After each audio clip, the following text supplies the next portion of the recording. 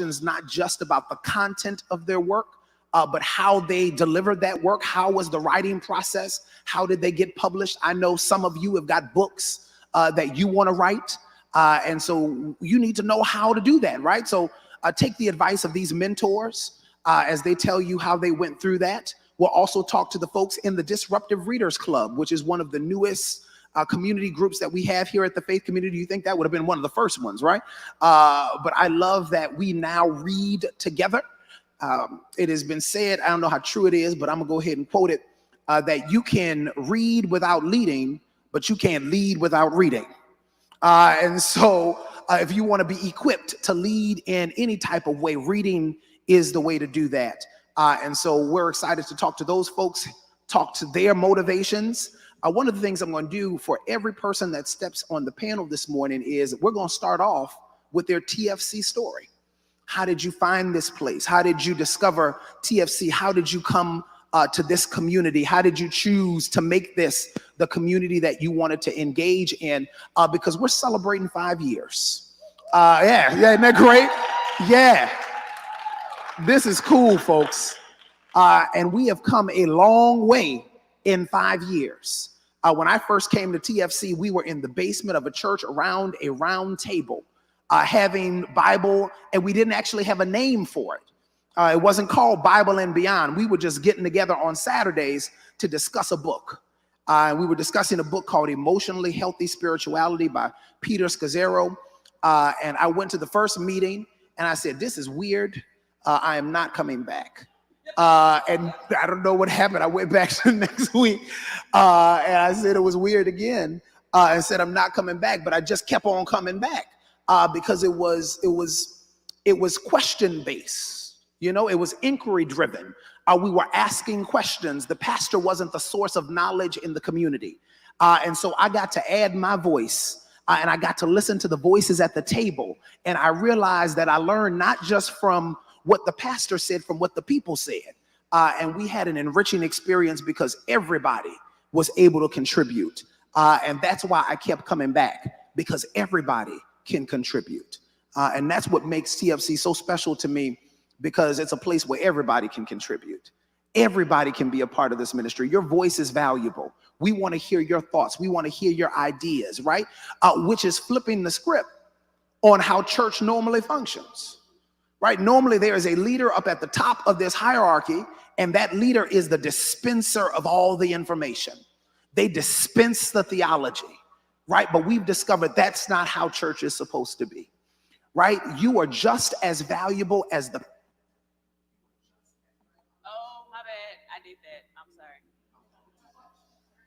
All right, Randall, that's enough. That's actually how it normally happens, folks.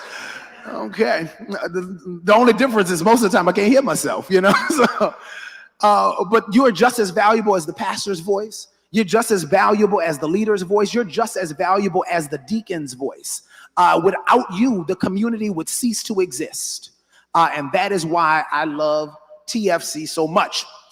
So we need to go ahead and get this party started. You know, I'm going to go ahead and just go left since I'm already out here. Let me sit down. Might as well. I already knew I was going to do this because this is what happens. And it's my time. So I was so excited to see y'all last night. I mean, and can I say first off that freedom looks good on all of you. Freedom looks good on you. There was such a tangibility of joy last night.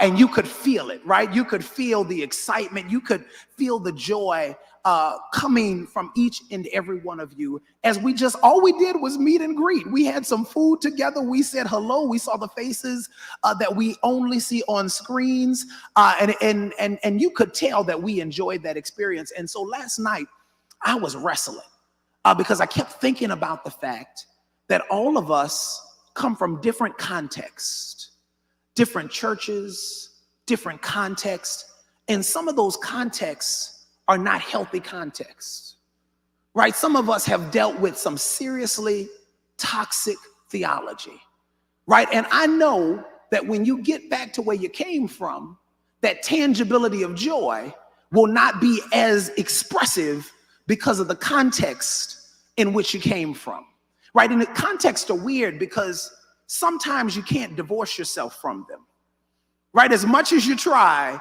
you realize I'm forced to stay here. I'm gonna try to cut this off. I'm gonna try to put up this boundary, but I'm stuck here just because of how life functions. And so I wrestled with that all night, and I thought of what helped me was I thought of a story that a friend of mine tells. And this is, again, none of this is scripted here. I'm just saying what I want to say. This is what happens when you give me the microphone.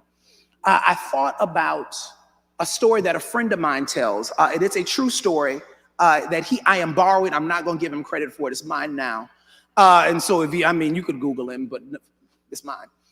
So he tells the story of a friend of his who called him and said, listen, man, I have bought some property and I want you, it's acreage, it's wooded. I want you to come and see this property that I have purchased. You got to see it. It's great. Make sure you wear clothes to be outside because we're going to walk and see this acreage, to see this property that I have purchased. And so just as the friend delivered, he was excited. I'm going to go see this property that my friend has bought. So he puts the address in his GPS. He pulls up to the property and he realizes that his friend has tricked him. It is not acreage. It is a blighted house. It is a house that is covered in vines and covered in weeds that has sat vacant for years. And his friend pops out and says, look, this is what I bought, and I need you to help me clear these vines and clear these weeds. So really, I told you to wear these outdoor clothes so you can help me pull the vines and the weeds off of this house because there's somebody coming to see it next week. I need your help. And so, being a good friend, he cussed at him a bit, as he should. And he took the lawn equipment and started to cut down the vines and cut down the leaves to help his friend, right? And he says that while he was cutting down the vines and all this weeds, a lot of it was dead, a lot of it was growing up over the house, he was cutting it, and all of a sudden in the middle of it, he saw a bunch of roses that was in the middle of all these vines. These roses had risen in the middle of all of these vines. All of this stuff that should have choked the life out of the roses. And these, he knew, were special roses. Like, these were roses that had to be planted. These weren't roses that just grew wild. These were cultivated roses, right? That somebody had to plant these here. These didn't just grow by happenstance. And so while he was cutting the stuff away, he said, let me trace to see where these roses come from, right? Where were these planted? Did somebody plant them by the front door? Did somebody plant them in the backyard? And so he began to trace the stem of the roses. I promise you I'm going somewhere with this. Begin to trace the stem of the roses and then realize that the stem of the roses went around the house all the way to the backyard. And then from the backyard, it went through the fence. And when he looked over the fence, he could see that on the other side of the fence, that wasn't his friend's property, there was a beautifully manicured garden that had to be cultivated by the hand of a deft gardener, right? That had to do work in that garden. And those roses had crept from the other side of the fence and rose in the middle of the weeds. And that, my friends, answered my question. How do you live in cultures of toxicity? How do you live in places where you can't get out of? You're stuck around the weeds of toxic theology. You've got to realize that your source comes from another yard. You don't have to receive that toxic stuff that people hand to you. And while you're in that context, you don't have to be a part of that culture. You can get your source from somewhere else. Howard Thurman said it this way.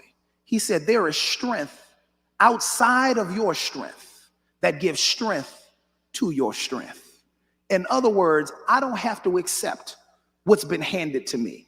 I don't have to accept the vines and the weeds. I don't have to accept any of that toxic culture because my source comes from somewhere else. And so that's what I want to say to you. And again, I got the mic. So when you leave Dayfest, I am sure that there are people going to say, why you went to Atlanta for that? Right? That's some weird stuff that they're saying on TikTok. And that's Christian. Where's Christian? All right, see, Christian says the weird stuff on TikTok. Smith, where are you? Man, I want to talk about you to your face. All right, I'm that kind of friend. You know what I mean? The people are going to say that, but I want to give you permission to reject it. Right? And I want you to go to the source of life in your life. Jesus says, I have come that you might have life. So anything that tries to choke the life out of you obviously is not of God. And so when people try to choke the life out of you and disbelieve you and don't witness to what's in your spirit, reject that foolishness. Reject that foolishness. It's my 5 minutes. Okay. Well, I mean, we already live. We live, Doc. We live. We already moved. So I got 5 more minutes to give this diatribe, huh? So there we go, folks. Sorry about that. I just felt like I need to get that out this morning. I sure hope that helped you. Take that with you. We're here to do a book forum and talk to some. I got to get back on the schedule here before I get fired. But I mean, that wouldn't be a bad thing, would it? I'm just joking. I love this. So we're here to talk to authors in the community, folks that have written books, to talk to the leaders of the Disruptive Readers Club. That's where we're going to start this morning, our newest community. So I'm going to call up Queen and Tracy T. Tracy, that's what I've given you, Tracy T. It's like Sheila E., but Tracy T. Yes, you right? That works? So come on down, Tracy T. and Queen.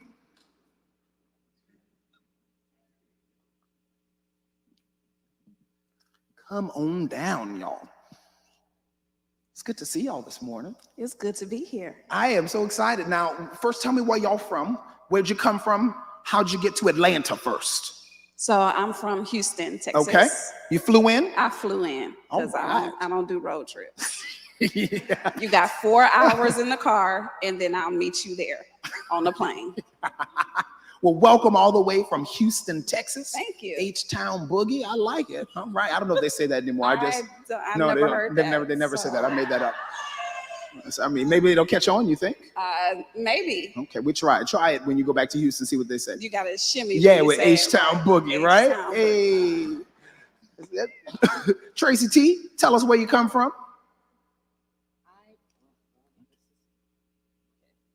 I am here from Corpus Christi, Texas. Corpus Christi. The coastal bend. That's beautiful. That's where from Selena.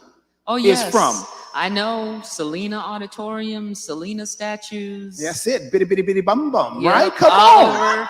All over the place. You like Selena? Huh? Are you a Selena fan? You know, I didn't even hear of Selena until you got dead. to Corpus. Oh, no. And I didn't realize. Tragic death. I didn't realize she was from Corpus until I moved there. Selena, my God. It was a tragic death. We miss you, girl. We'll see you by and by. All right, so Selena is from Corpus, but Tracy T is from Corpus Christi, so that's more important than that. And you flew in. Yes, I did. Flew in, and we are glad to have you. We're definitely glad to have you. I'm so glad to be here. All right, so let's start off. Talk to us about your TFC story. How did you find this space? How did you find this community? Well, like most people, I found it from the Holy Smokes podcast. Okay. So I have been secretly deconstructing before I even knew what that was. And somebody that I followed, I want to say it was Unfit Christian. Yeah, Danielle Thomas. Shout out to you, Danielle. Yeah, posted that she was on the podcast. And so I listened and I was like, what is this? Because all of my friends are friends from Christian spaces. Mm-hmm. So when I was deconstructing, I didn't have anyone to talk to about it. Wow. So it was very, very lonely. I was ranting on social media about it, and everybody was like, are you still Christian? And I was like, that is problematic for you to ask me that. All I'm doing is sure, right? I don't know what I am, right? Taking oppressive ideologies out of my faith, and all of a sudden you don't think I believe in Jesus. Something is wrong with that. But it was very lonely. So I started listening to the podcast, and as most people do, I binged it. I was like episode after episode after episode, and I was like, these are the words that I've been thinking, but didn't have the language for. Wow. So I joined the free Facebook group, and I am a person that is, if I'm in, I'm 100% in. So it's been 100% in for about a year and a half now. And you are a valuable part of this community too. Thank you. I mean, we hear your voice loud and clear, and we love it. I know, I talk a lot. That. Now, you said you binged the podcast. I don't know whether to be excited about that or feel sorry for you, because I'm on some of those episodes, and my God, I am just, You are unhinged. Is I probably brought the right my word. tambourine for the dollar jar. I've been good. I didn't say anything today. I haven't said anything today, but the night is young. You know what I mean?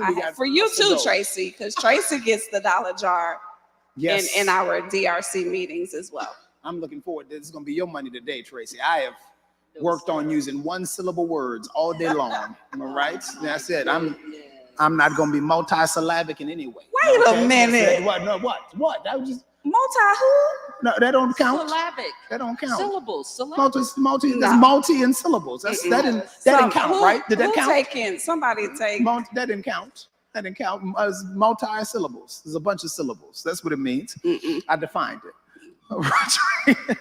Tracy T, talk to us about how you got connected to this community. Now, you're in ministry yourself. Yes. Right? Yes. And in the pastoral role for a while too. Yeah. So tell us how this happened. Well, honestly, I have a similar story to Queen. Literally almost exactly the same, because I was in the Unfit Christian group and heard that Danielle was going to be on the Holy Smokes podcast. And so I pulled it up and listened, and this is probably going to sound bad, but when the introductions were done and y'all started by saying, what are you smoking and what are you drinking? I was like, oh, snap. These are some real people up in this place, because it has been my experience that people are real on the down low, because we can't have other Christian people seeing us enjoying our lives or having a drink or whatever. And so they have to do all of this in secret. And I also binged the podcast. And I loved it because it was the first space that I've seen where the people in the cast that were talking were brilliant. Everybody is so absolutely, positively brilliant. Wow. Was that a dollar jar? Absolutely, positively. That was actually, that's what's known as a spoonerism. Oh, see. Okay. Spoonerism? Yes, that's when you get words backwards. It's called a spoonerism. That's $2.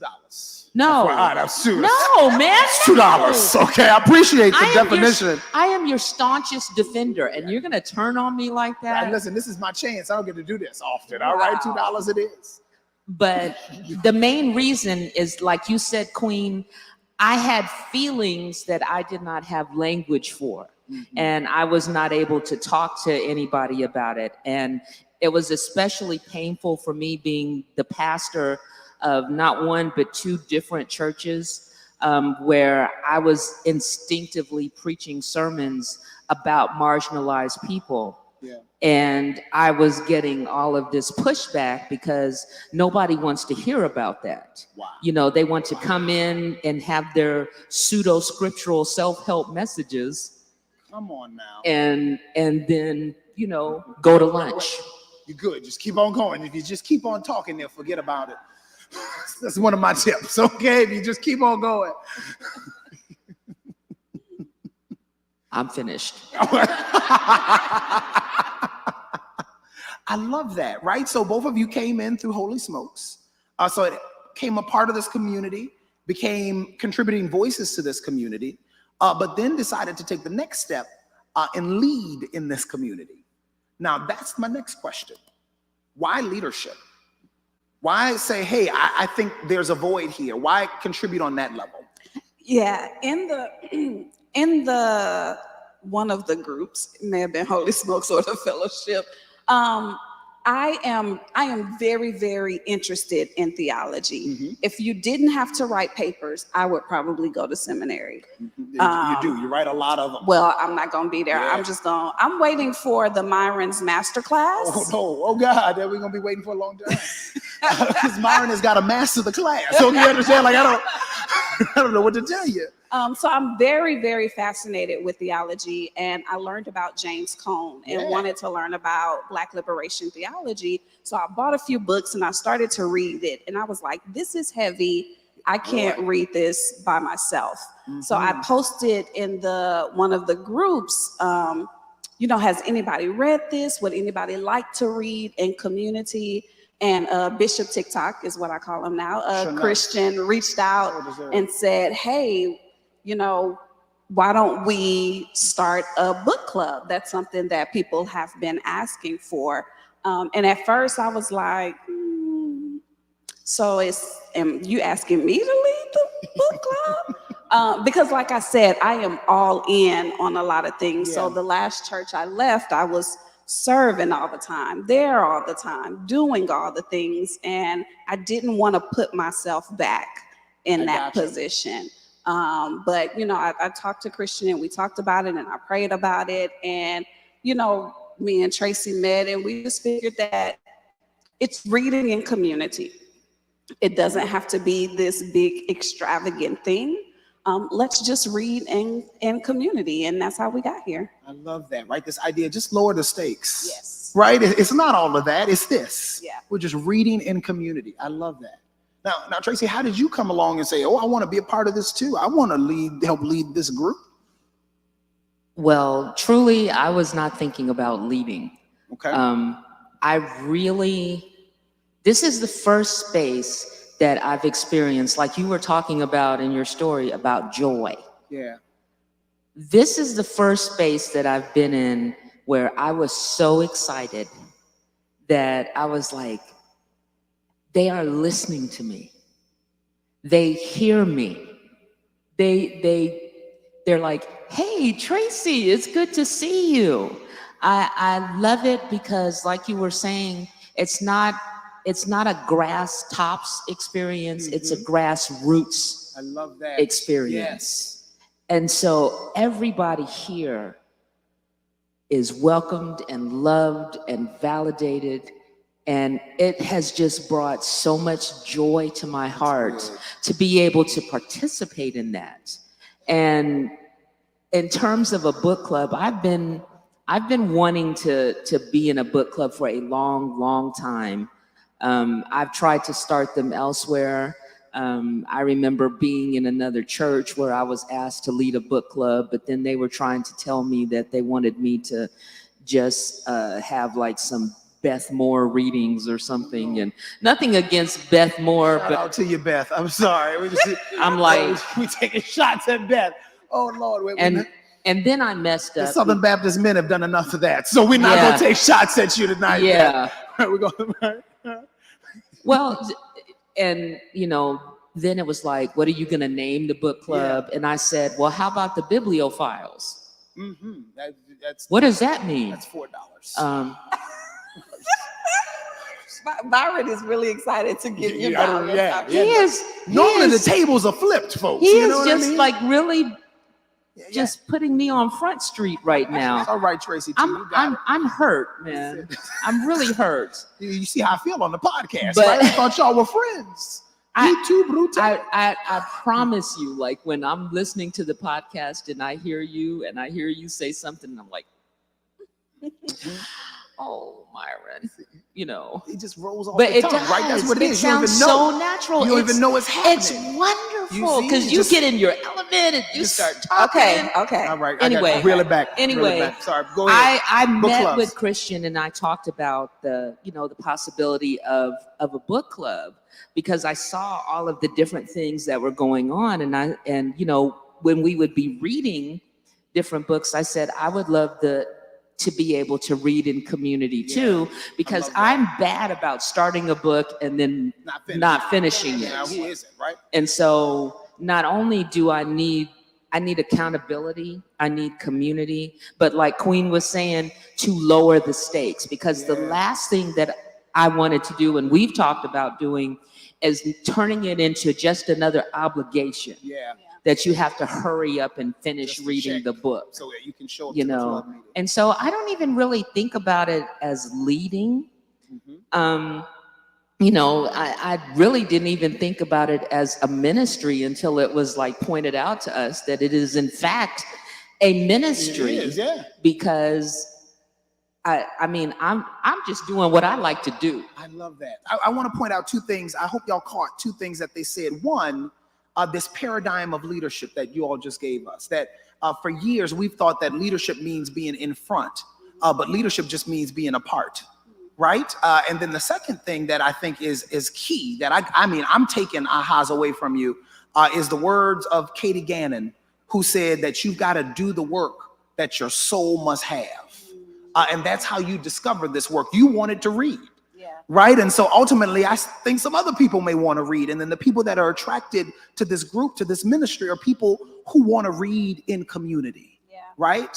And so leadership comes from within, not designated from above. Right. So that has blessed my soul here. So let me push on here, because at the end of this, I know y'all are going to announce the next book that we're going to read at the Disruptive Readers Club. So talk to me about the format. And talk to me about I know we've already been out there. So tell me about the two books that we've already read. So format, and then two books we've already read. Yeah, so we've read 3 books, actually. I'm sorry, the 3 books we've already read. I'm behind. So we read My Grandmother's Hands, which is a book about somatic practices. It's talking about real somatic. Yeah, that's definitely a dollar jar. I mean, there we go. Okay, body practices. Body practices. Exactly. Right. I didn't know what somatic meant. It talks about how we carry our trauma in our body.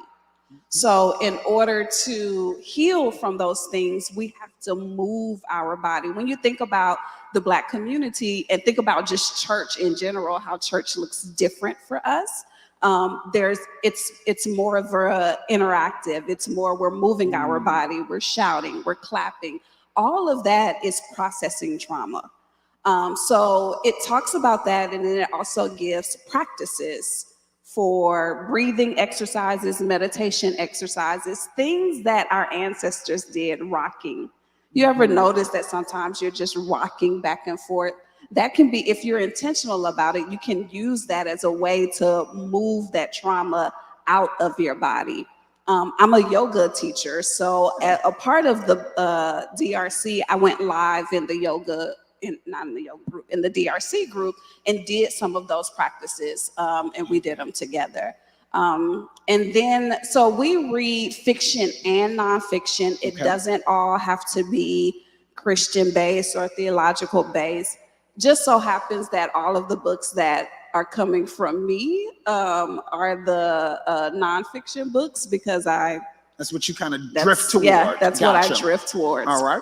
But the next book that we read came from Tracy. It was a fiction book called The Personal Librarian. And if Tracy, if you want to talk about that book. About that. Okay, that just happened to be a book that I had bought about 4 years ago and put on my bookcase and said I wanted to read it, and just didn't read it because I didn't have the time to do it. But The Personal Librarian was interesting to me because it's actually historical fiction, because it's based on a true story of the woman who was the personal librarian to J.P. Morgan in New York at the turn of the century. The robber baron. Yes, and so it's the story of how she was passing as white, and like how she was African American. She was passing as white. She was passing as white. Her whole family. Her whole family was passing as white. And it was set like in the early 1900s. And so what ended up happening is her mother and her father got divorced because he was a civil rights leader and everything. And they split up because the mother made the decision to put on the census that she and her children were white because she believed that it would give them a better life. Because this was during the period of the first Reconstruction. I'm with you, yeah. Yes, and so seeing which way the wind was blowing, she was like, we need to be white, otherwise things are not going to be good for us. And so she spent her whole life passing in an environment that was horribly, racist and anti-Semitic. Wow. And she witnessed all of this. And she witnessed all of this.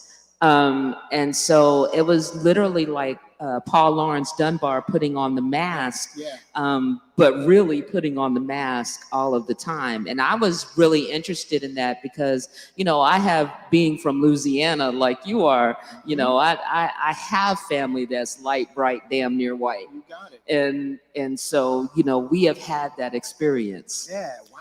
That was the first fiction book that I have read in years. Did it speak to you? How did you interact with that? Amazing. I mean, it's one of my favorite books that I've read this year. And some of the things we talked about is, what are you hiding?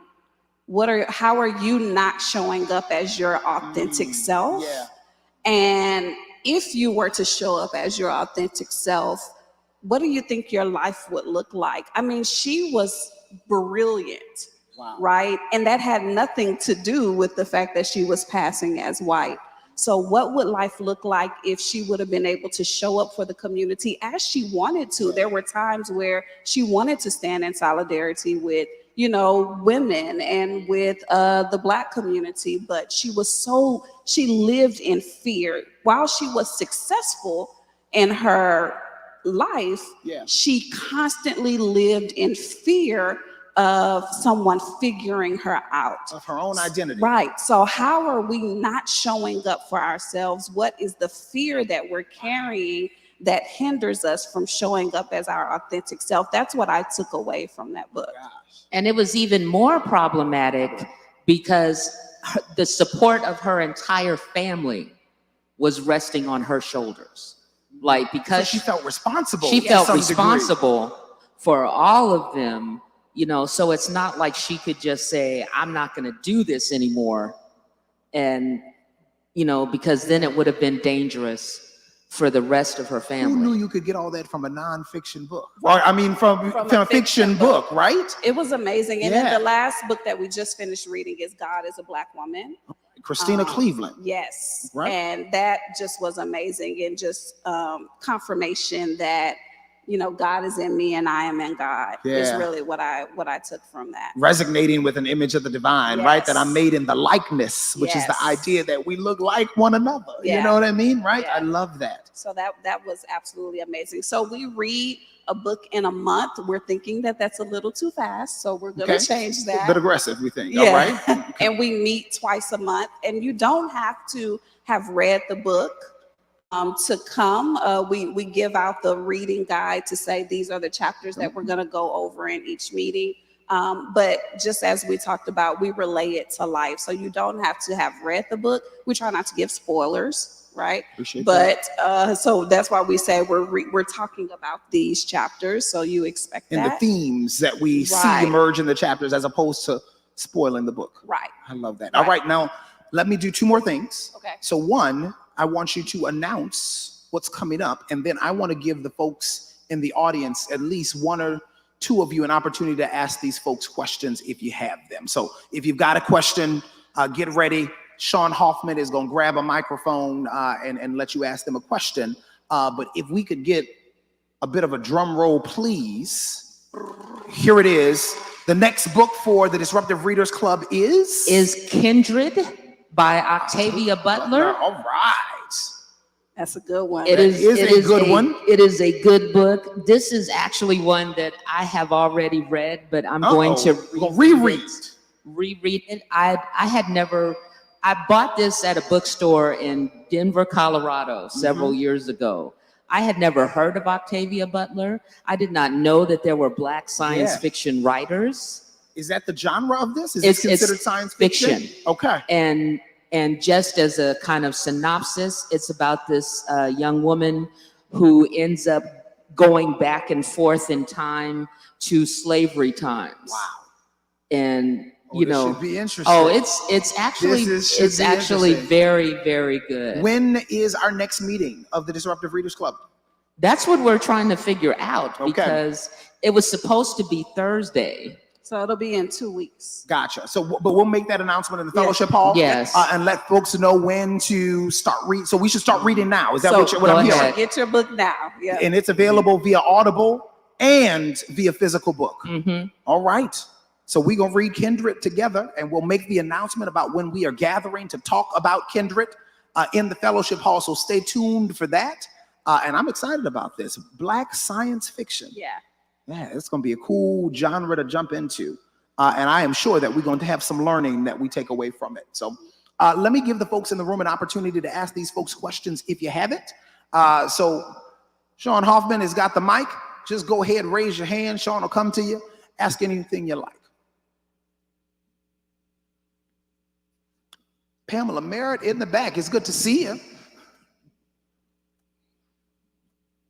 I may have missed this information, but how do you go about choosing what you're gonna read for the group?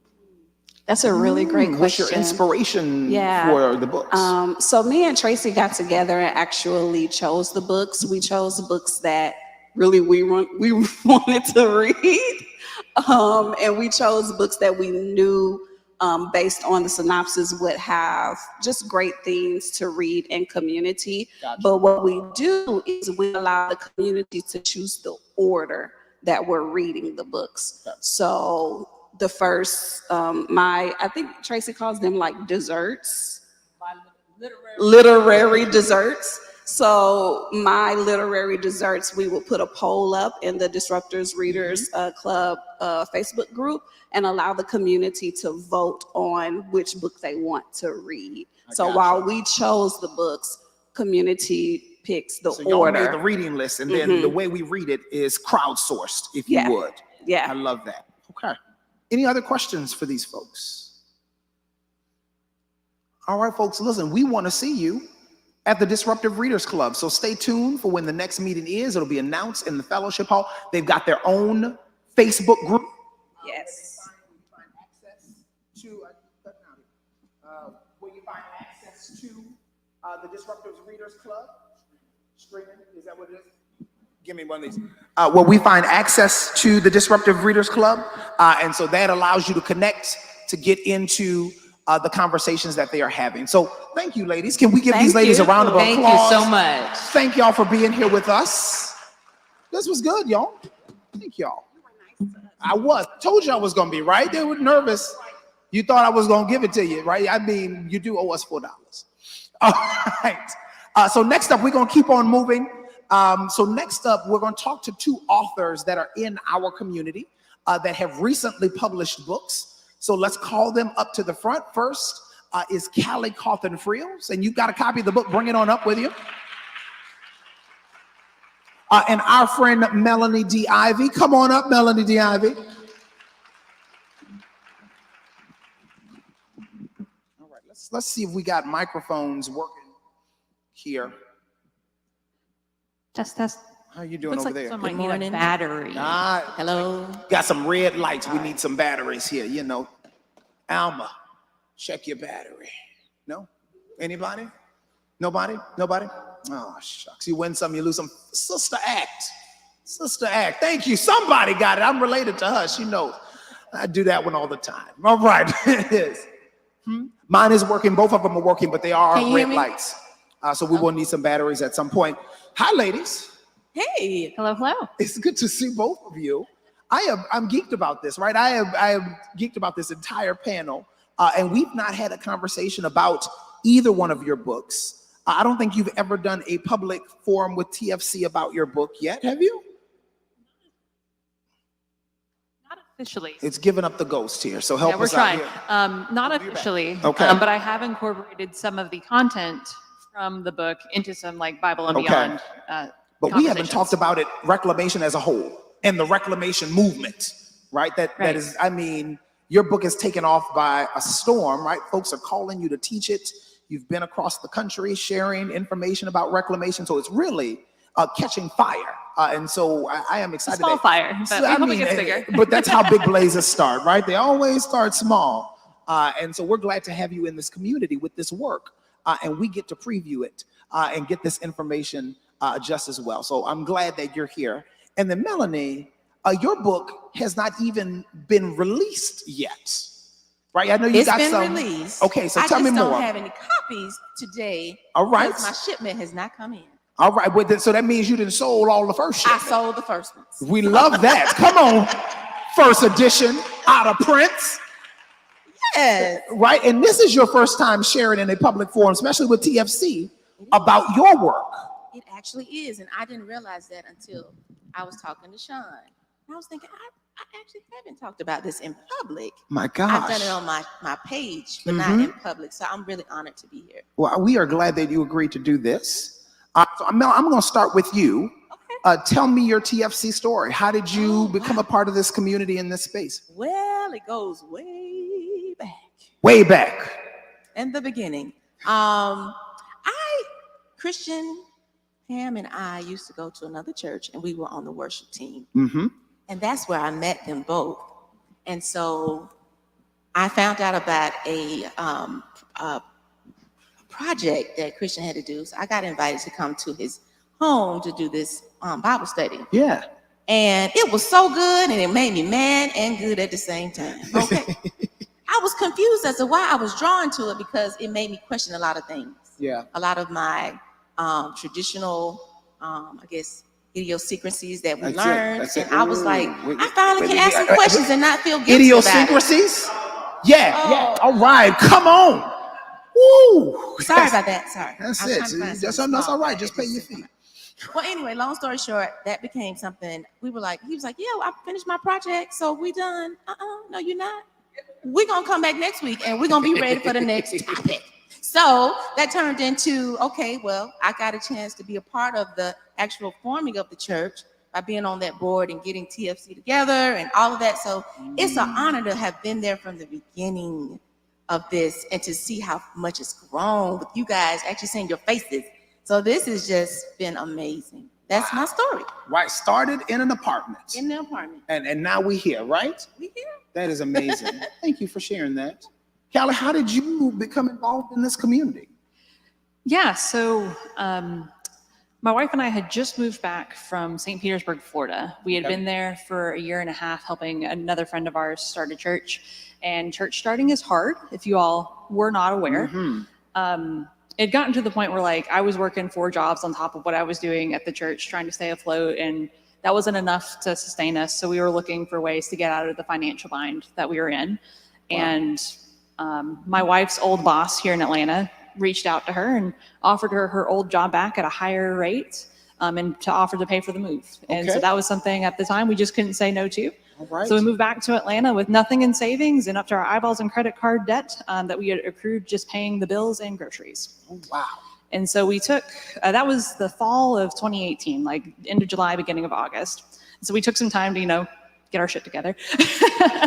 But I was still looking for a place to serve, because I was a pastor at the church in Florida and I love serving in ministry. And Christian and I had been classmates in seminary. We met in seminary, we graduated together. I heard what TFC was doing at this point. And so I reached out to Christian maybe January, February 2019 and said, hey, can we get coffee so I can learn a little bit more about your church? And so we talked about it, and the rest is history. Right. We came in from there, and we co-preached the Easter sermon that year.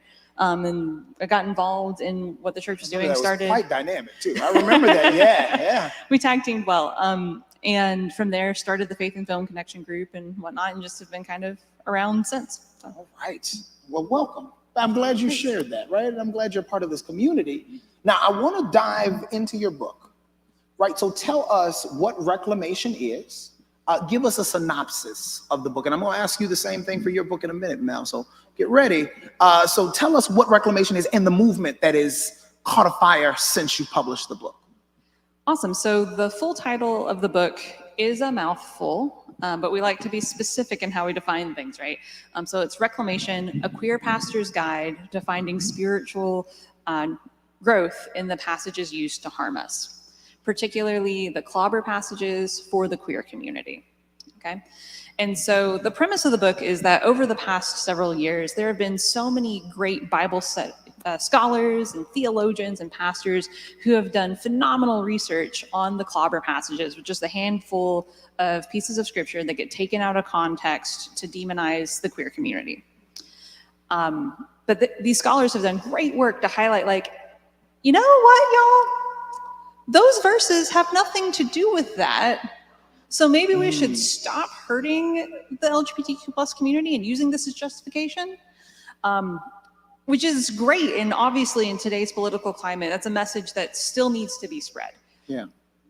But for me, the conversation just stopped there. So it was like, well, what do we do with these verses now? Like, do they stay out of our personal lectionaries forever? Do we pretend like they're not there? And then whenever homophobic folks bring them up and say, well, the Bible says this, do we just say, well, no, it doesn't? And then we get in that back and forth that's just like nauseating and doesn't do anything for anybody.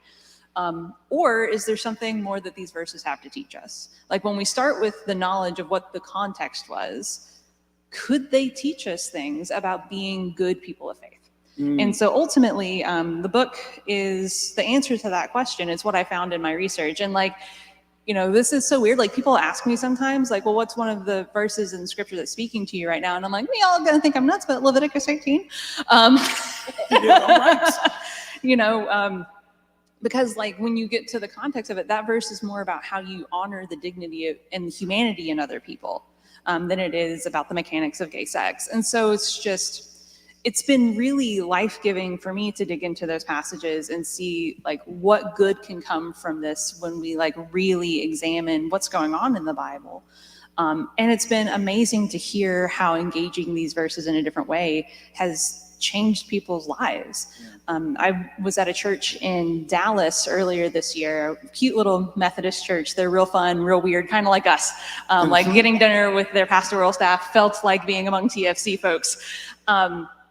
And their pastor told me that there had been a member of her church who'd been there for like 8-10 years, happily married, had been married for a couple of decades to her wife, and told her that like, they worked through the whole book as like their first worship series of the year this year. The church did? Yes. So they all bought copies of the book? And read through it, and it was the worship series. Like, they preached through the book. My gosh. And then had me come talk at part of it. And their pastor said that this woman had called her and said, you know, until we did this series, I was never able to really reconcile that God was okay with my queerness. I had just chosen to be okay with not touching these verses and just being like, okay, if that's a part of me that God doesn't like, then I'll just deal with that, you know, when my time on earth is done, but I just can't live inauthentically. And so the pastor was shocked because this was a person who was really involved in the church and had kept coming to the church and knew that it was a safe place for her because all the leadership there is queer. But just seeing how that has unlocked deeper levels of healing for people who had just kind of resigned themselves to being like, I guess this is just how it is, has been one of the most beautiful and humbling experiences of my life. That is amazing. That is absolutely beautiful. Now, hang tight. I'm coming to you, Mel. A book is behind me. Yes. With that gorgeous picture. Do y'all see this glamour shot? My God. You can put beauty on display here. Come on, Mel. Tell us. Kirkland did this. Come on, Kirkland, wherever you are. Come on, man. Shout out to Pam, my director. I want to love give a that. shout out to Kirkland, who took this picture for me. And I told him, I said, you know, this photo shoot is special. He said, well, why? Because, you know, he's real humble, but he's funny. I said, you know, you're going to be on my book. And he didn't think I was writing a book.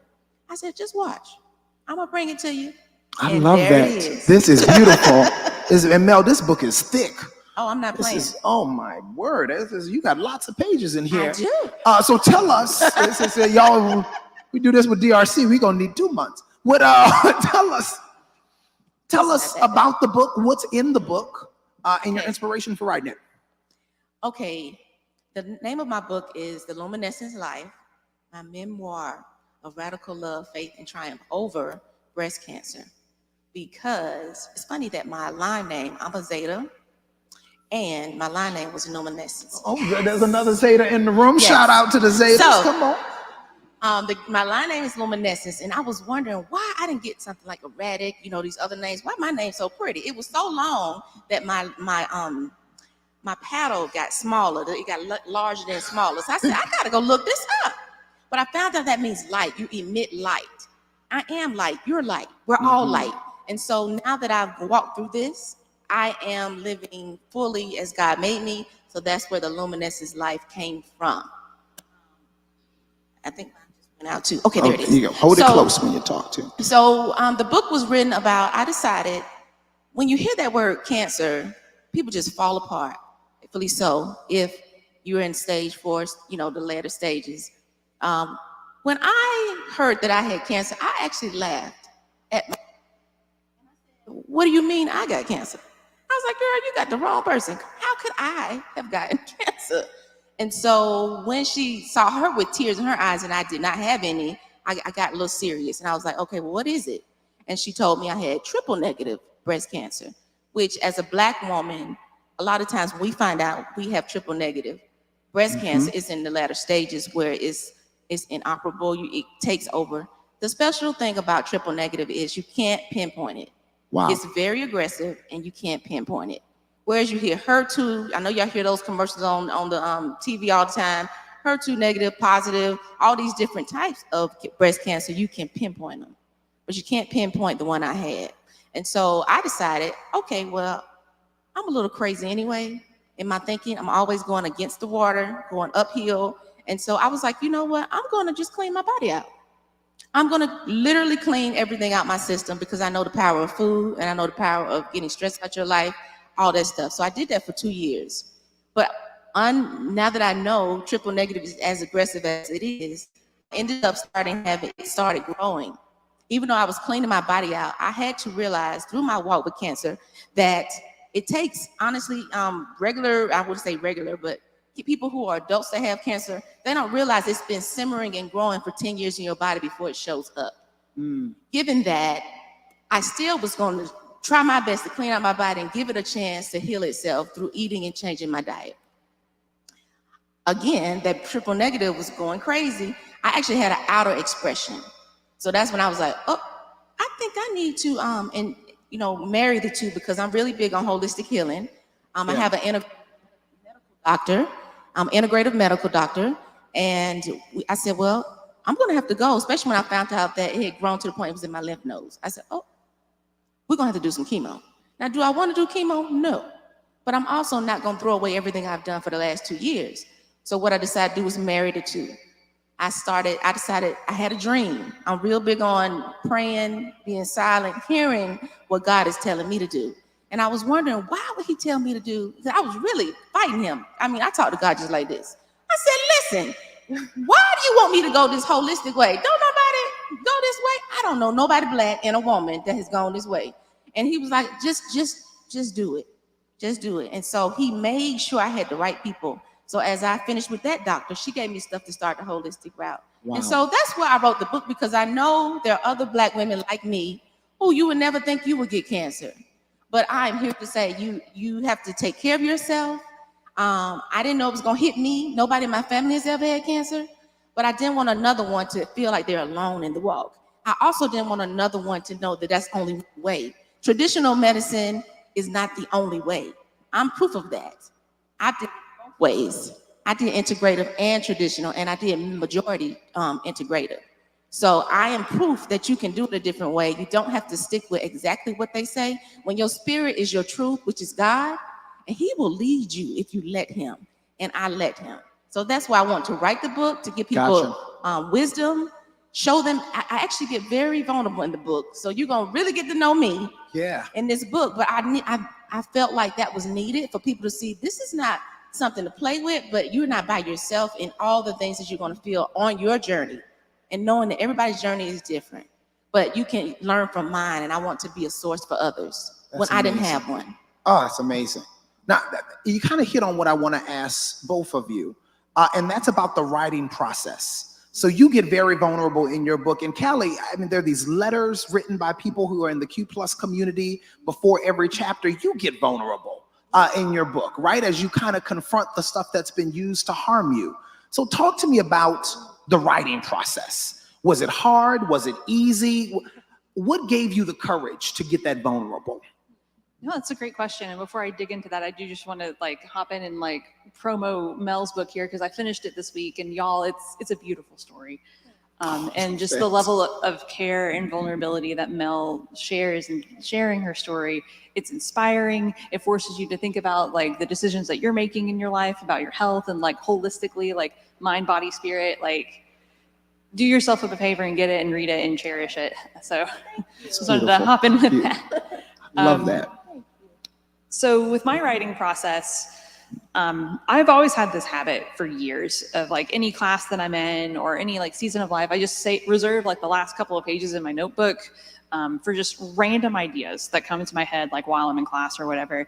And I continued that practice, you know, as like I'm an old soul millennial. Like I am not the most tech savvy in the world. I do have a Google Drive folder of just like random ideas. And so like whenever I get a random idea, something goes in that folder and then I'll revisit it at some point. And this was one of those. And so I actually had this idea in like the fall of 2018, which we have already established was hectic, and then forgot about it until, you know, the middle of the pandemic. And I was just like dabbling around on my computer. I was like, A little free time, huh? Yeah. And then I found like this beautiful outline and like a proposal I had written to send to publishers. I was like, oh yeah, this was an idea that I had. I was like, well, nobody's really doing anything in this quarantine lockdown season that we're all in. Why not write a book? So I started really dedicating myself to like the research and whatnot. So it looked at identifying what books I needed to do the research, what kind of commentaries and like stuff like that. So I did a lot of research before I really got into the writing portion itself. Okay. So for you, it started with the idea that you previously had, then you moved into research. Yes. Okay. And then tell us how you got from research to pen to paper. Yeah, absolutely. So for me, I need quiet time to write, a lot of times away from the busyness of home, right? Because like you can absolutely set up your home office or whatever, but it's like, oh, well, I could throw in a load of laundry, or oh, I could go ahead and get started on dinner, or like, oh, the cats are bugging me. And like you all have met my cat Oliver by this point multiple times on the Zoom because he just can't take some time by himself. And so I actually did like a little miniature writing retreat at the end of 2020. Where'd you go? I gotta know. Or can you not tell us? Is it it's so secret? No. Camp David? Yeah. Just like camping in a tiny house up in the woods of like North Georgia, you know, by myself, you know, as you like to call like crazy white people shit. So I mean that with all due respect, right? You and the Unabomber. So like just like had some time, you know, camping and just being out in the woods, going on hikes, and like I would take my notebook with me and sit on the trail, like off the trail somewhere and write, or like sit by the campfire and write. And just like having that quiet and lack of distraction is really important to me because like my brain goes a million miles a minute. So I just isolated some time, carve out some time to make a really big dent there, and then like incorporated how do I carve out those quiet times at home? Because it's not feasible to just like go do a writer's retreat every weekend. Like nobody got money for that. So just carving out that time at home to write, to meditate on it, to like really revisit the scripture and say like, is this authentic to what we know with the context after we've removed the lens of homophobia through which we've been trained to examine those passages. And also just like getting feedback, you know, my wife and I are both nerds. We met in seminary, first day of class, first year. We were there together. It was before I knew I was gay, but you know, I had some catching up to do. But so Haley is also theologically trained, and I could just throw ideas by her and say like, hey, does this make sense? Is this argument sound and whatnot? And so Haley is like, it's just as much like her child as it is mine. And then shout out to you, Haley. I'm sure she's watching. Absolutely. And then beyond that though, just like also really feeling that weight of, you know, I am just one person. I am a white woman who does not necessarily present terribly femininely, and like I have one perspective that I can offer. And so I reached out to some folks to see if they'd be willing to write like a little like 500 word blurb about what it means for them as a queer person to reclaim reading scripture as a spiritual discipline. And so I reached out to 10 folks expecting to get some no's, you know, and like have a little buffer, you know, and I got 10 yeses. Wow. And so, And that's those little prologues that come in before between every chapter. Yeah. Yeah. And so, and the beautiful thing about it is it's people from all walks of life, from all over the alphabet soup, from all backgrounds. And a lot of the folks in the book are TFC people. So Yeah. you've got like an excerpt from Josh Carpenter, Clay, Autumn Clay wrote an excerpt as well. Rob Arnau, who leads our Sacred Ink writers group, wrote a piece as well. So it's just as much a TFC book as it is anything else. And it was really beautiful to read their experience of revisiting the Bible. So, all right, Mel, I'm coming back to you. I'm going to ask you about timeline and publishing next. Okay, Mel, talk to us about putting pen to paper. How did you get the courage? How did the mechanics of writing this book? Okay, so in that conversation I had with God, he said vlog and blog. So I write journals. I love writing journals. I write. So that's something you've brain always dumps. done. Yes, but Okay. specifically about my feelings, more specific. It needed to be more specific. So I wrote dates, times, all of my journals, and I vlogged about everything. I have 3 years of stuff of this process. And I go back and look. I looked at one actually the other day, and I was like, "Ooh, you have come a long way." Just looking at myself, the physical changes that chemo can do to you. So I vlogged. I'm an early riser, so I'm always up at 4 o'clock in the morning, wide-eyed and ready to go.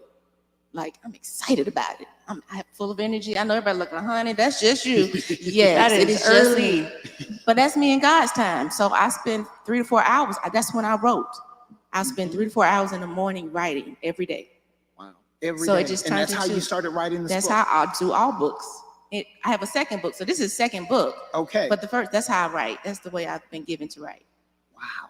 So And waking so- up, putting pen to paper, 3 or 4 hours, you and God just kind of putting this We together. just put it together. And then I was like, well, I got all this stuff. What I'm supposed to do with it? What are the themes you want me to pull out? And I was given awakening, elevation, and illumination. So my book is broken down into that. How was I awakened? There's chapters about that and what I went through. After that, how was I elevated? Go through that. And then the illumination is what I'm living now.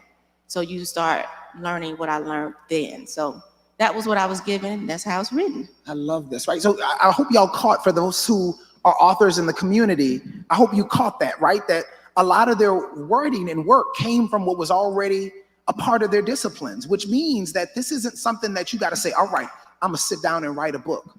You might have some old journals. You might have some old emails that if you start looking through that stuff, you'll find the inspiration necessary to put out the words that you need to put out into the world, right? That's a theme, right? This Katie Gannon thing, doing the work that your soul must have. And that was what this was. It was coming from their own private practice and then putting that work into the world, realizing that what you're going through might help somebody else. All right, now we're going to push into more mechanics here. I want to know super practical about how long it took you to finish this book, the editing process. How do you find a publisher to put the book out, right? So that's what I want to know now. Yeah, absolutely. And I think, it is important to highlight that the publishing process is different depending on the genre of your book, Okay. right? If you're doing something that's nonfiction, like the book that I was doing was, right, it's theology, Bible study, whatever you want to call it. Generally speaking, they don't like for you to have your manuscript, right? They want to see a proposal, a sample of your writing, and then an expected timeline for when you would anticipate having it done, right? But with fiction writing, from what I understand, like if you have a story, like they want your whole manuscript. They want to see what the story is so they can follow along, see how the plot develops and all that good stuff. So that's important to note, like if you're looking at getting into the writing process. So it started with proposals, and I put together a writing sample of like what a piece of one of the chapters would look like. I had to do, for different proposals, I had to do some research about like how this book would be different from books that are similar on the market. So doing some research about like, well, what books are out there about the Bible and LGBTQ plus interpretations and stuff like that. And just say like, my book's not going to be that, and here's why. So that, And that was all of the proposal. yes. Okay. And so like different publishers will have different forms. Like I had to do a couple of different forms for like, different proposals. How many publishers did you approach? I approached 3. Okay. Which is also like another thing to brace yourself for, particularly if you're like kind of like an unknown entity with not a big social media following, i.e. me, like you expect no's. You will get no's, and it's hard. But when you do get that yes, like you'll find someone who is just as excited about your work as you are. So I ended up going with Nurturing Faith, which is the publishing arm of Good Faith Media. You guys may see that like I share stuff from Good Faith Media all the time. You work I for them now, right? I do. Like it worked out well for you. I'm a corresponding contributor. So I write for them on a monthly basis. And like I knew Mitch from a while ago. He's the CEO of Good Faith Media. But anyways, so I reached out to Nurturing Faith Books, submitted my proposal and my writing sample and whatnot, and they responded to me within 2 hours with an enthusiastic yes. To whereas like I got a no from one other place, and then like I'm still waiting to hear from the second place I applied to. Like they just one of these days, right? one of these days. Lost in the mail. So that was fall of 2020. And then I took time to write. I had my manuscript, the first draft of my manuscript finished by like Easter. And they were happy with the content. They weren't happy with the length. So then I had to go back to the drawing board, do some editing, figure out where I could add more content. This is Easter 2021, starting in fall of 2020. You're now at Easter 2021. Okay. Yes. So then I took really the rest of that year up to maybe November-ish, like, elongating all this good stuff. And then it entered this back and forth process with the editor. We probably went back and forth 4 times, I think, on finished manuscripts to catch typos and make sure that the footnotes were correct. And my wife also did copy editing when she was in seminary. Thank God for that. She helped me with all of my endnotes. Again, this is also my wife's labor of love.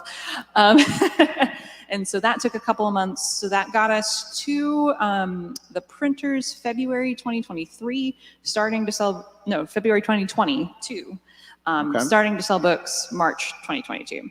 But the official thing that's printed in here is February 2022. So all told, how long? So about, 18 months, something like that, year and a half-ish. Okay, about a year and a half. Okay. Now talk to us about the actual methodology here. Totally different experience. Okay. Totally. Both of my books are self-published. All right. I did that myself. I did my own cover. I wrote it myself. I went through 48hourbooks.com, and my first book was published through westbowpress.com. So I'm a big creative person anyway, so I like to touch things. I did it myself. Designed it myself, edited it myself. Made sure it made sense. And what I did was send it to people that I felt really close to enough to share that with before it was public. So like I sent one to Christian. I said, hey, Christian, can you read this and let me know what you think?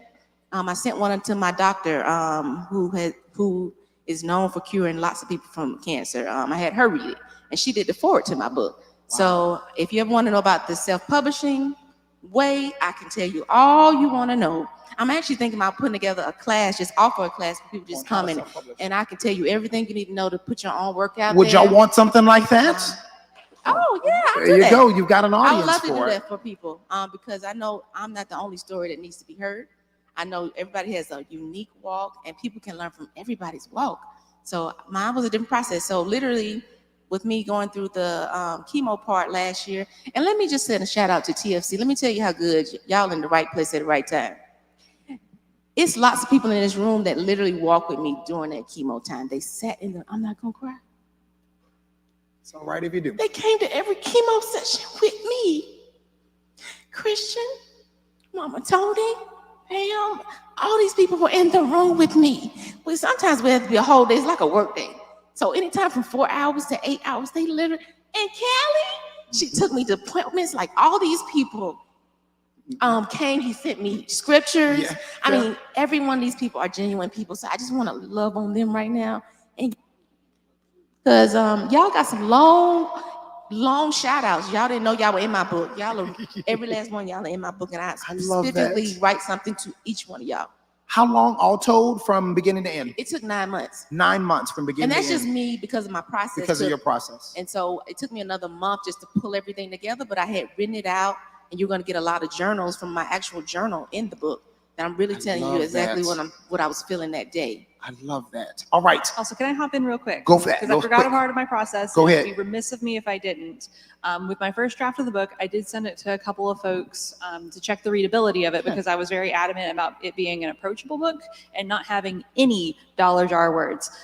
So Mama Tony was one of the people that I sent it to, and she gave me such great feedback about the clarity of the language and some things to improve in terms of phrasing to make sure that it was clear to someone without a background in like a theological education. So I would be very remiss if I did not give Mama Tony a shout out. Did you get that tip? Right. Your community is a resource for you.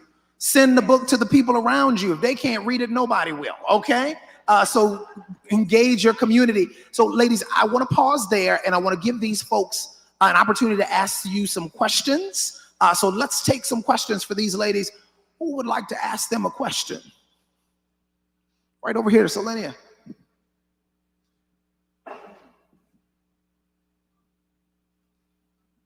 So I've been writing a book for like 2 years. And two-part question. Was there a time where you were writing something for the book that was like emotionally hard to get through? And if so, what did you do to overcome that hurdle? No, I'm gonna give that one to you because your book is full of vulnerability. Oh yeah.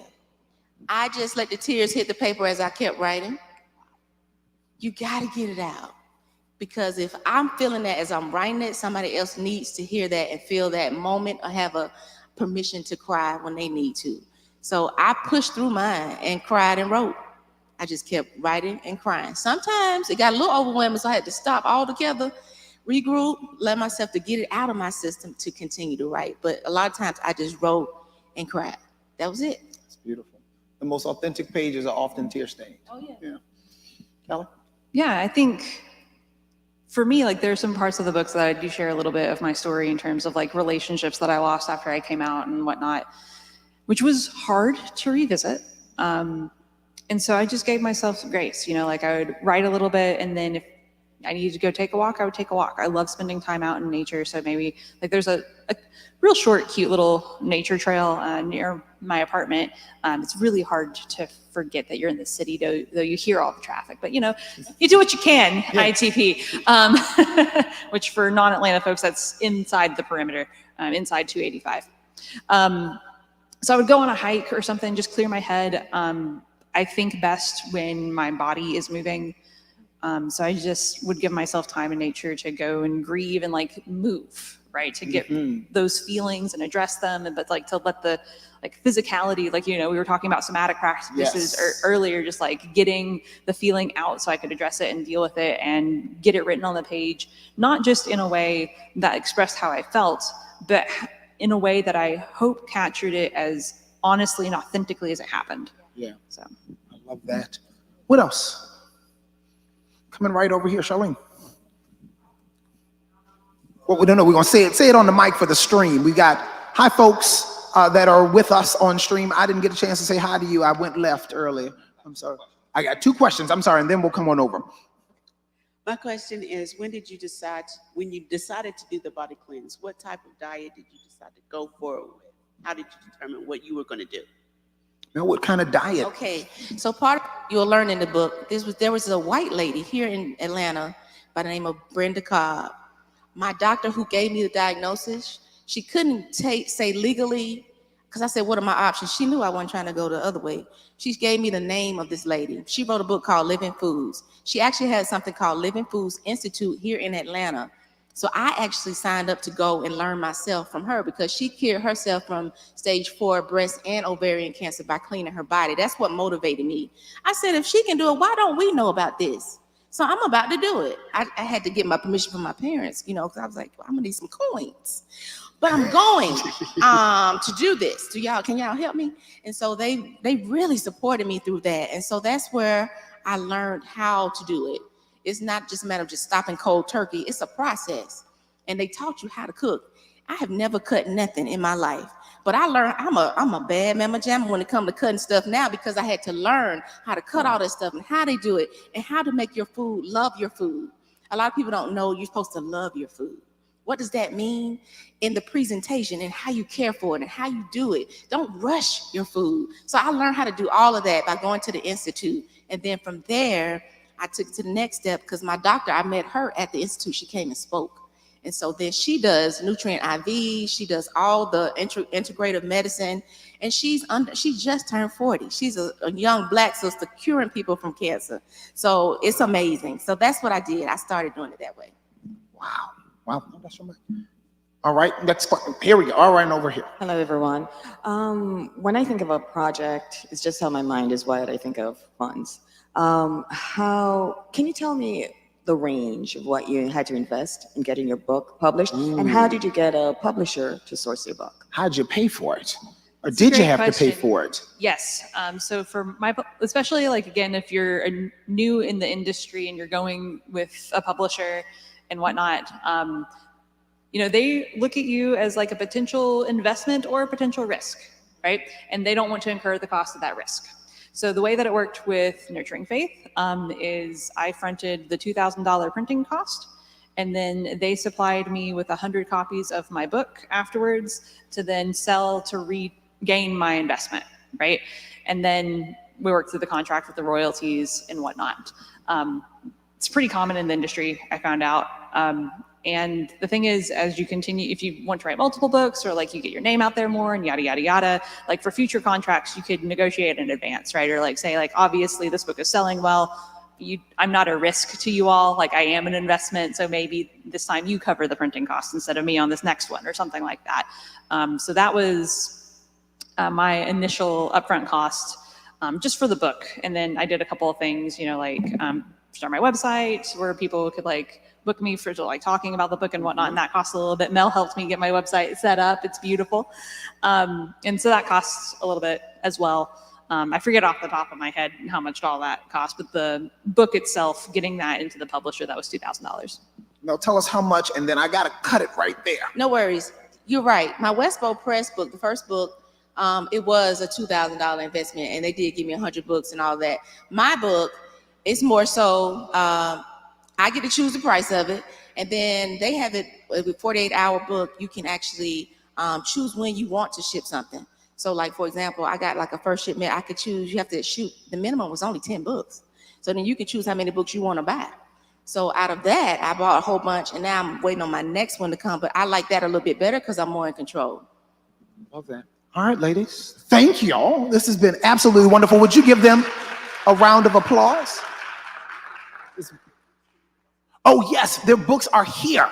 If you want a copy of Reclamation, it is out there in the lobby. If you want a copy of Mel's book, she has the QR code that you can order it online so that you will be a part of the next printing, which should be here soon. So please support these authors. Grab these books. Both of them are good. Both of them are good. Both of them will bless your life. All right? So please get the book. Thank you, ladies. Thank y'all. Yeah, that was a piece of cake, right? All right.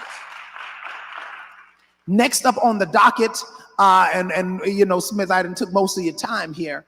Folks, one of the basic books here in TFC that we read and we enjoy reading, and we really, really make it the basis of our practice here at TFC is this book called Breaking All the Rules. It is right here on the table, and it's written by our own lead pastor, Pastor Christian Smith. Come on down here, Christian Smith.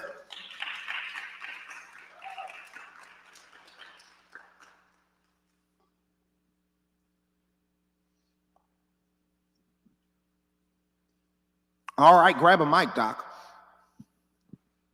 Oh, dude. How you doing, man? It's good to see you. Love glad- those shoes. 5 Got on your years. orange here? Yeah, 5 years. 5 years is a long 5 time. years, man. It's a long time. We're here. You know, we also should say congratulations to you. Right? Shouldn't we congratulate Christian Smith as well? Right? I mean, you made this vision happen, right? And we've just come along to support. And it really started with this idea of the greatest commandment. Before you get into all that, though, can we just point out the fact that Myron intentionally didn't wear his t-shirt I did today? not. He was like, Smith, I really do like the Dayfest t-shirts, but I'm not wearing that tomorrow. I got a new outfit. I'm not wearing my Dayfest. Doesn't he look good? Give Myron a hand. Thank you. Thank you so much. I appreciate that. You made this shirt, sir. This is I made that? Yeah, this is a P-square shirt, okay? Yeah, okay. It's a P-square pocket square, all right? I mean, I'm supporting other business too, right? Mama Tony made this pocket square. Thank you, Mama Tony. All right? Oh my gosh, of course. I was gonna be up here for 2 hours. You know that y'all seen the t-shirt, y'all haven't seen this. Okay. And this might not be my last outfit of the day, Doc. I'm sure you're gonna see Myron in multiple outfits this weekend. Prepare your hearts and your minds. I had never been a part of the Church of God in Christ, but I learned when you come to conference, you show up. All right, you show up, and I'm gonna show up. Okay, I'm gonna show up. We know. All right. Okay, now you done broke my flow. I was doing good. I was doing good. I know. I kind of went left earlier. I'm sorry. I did a little preaching. That's what you do. Before we started here. Don't y'all like when Myron goes left a little bit though? Sorry. I appreciate that, y'all. Y'all are kind to me. Real. I only went left because you weren't here yet. I knew I wouldn't get in trouble. So don't check the stream. All right. Okay. Breaking all the rules starts with this idea of the greatest commandment. And you had been practicing this idea. You had been preaching about this idea. It was the foundation of building TFC. And I know this story because I was right there with you through the whole process. I am fortunate to be here on the ground floor. Chapter 4 is my favorite chapter in the book. If you have not read Breaking All the Rules, it's page, 43? Is where it starts. And Christian Smith will sign the front of your book, but I'm going to sign the front of page 4, chapter 4, okay? When you get the book, you'll see why. Just ship it to me, I'll sign that one. So I was there with you through the whole process, right? And I remember you saying, I need to get something out, and it started out small. So tell us how it started, and then how we got to breaking all the rules. Where do you want me to start? Right, I knew you wanted to like write a paper on it or something like that, or you wanted to put something out online. I'll start at me going back to seminary to get my doctorate. Oh my God, yeah, because I remember that. Yeah. I remember that. You remember you were writing papers in Highland Cigar Lounge, and I was proofing the papers. The boy is good. He can write too. I mean, that doctoral program is missing out. Oh man. So I wanted to write. I knew I had a framework that would be helpful for people. And time has borne that out, because one of the main pieces of feedback that I get from people is, you've given me so much language. You've given me so much language. Like, I didn't have language for that until I encountered your ministry. And that was the purpose of me wanting to write the book. Like, I have language for something that I think would be helpful, and the best way for me to get it to people is if I write about it. Yes. And I didn't have the discipline to prioritize time for writing at the time. So I thought to myself, well, I'll go back to school to get a doctorate in ministry, and I'll use that as an excuse to write on this topic. So everything that I do, I'm somehow gonna make a beeline to Greatest Commandment. I don't care what my topic is. I'm gonna mix Greatest Commandment in there, and then that'll like birth the book. Yeah, you just combine all those papers and then publish that as the book. Exactly. That was my whole plan. And then Corona. Shut all that down. Yeah, you know, the pandemic hit, and I'm a clothier by trade. I do custom clothing.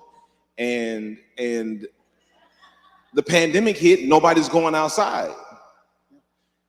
And then I got a bill from the seminary, like, this is what you owe us for the next semester. And I was like, no, I don't.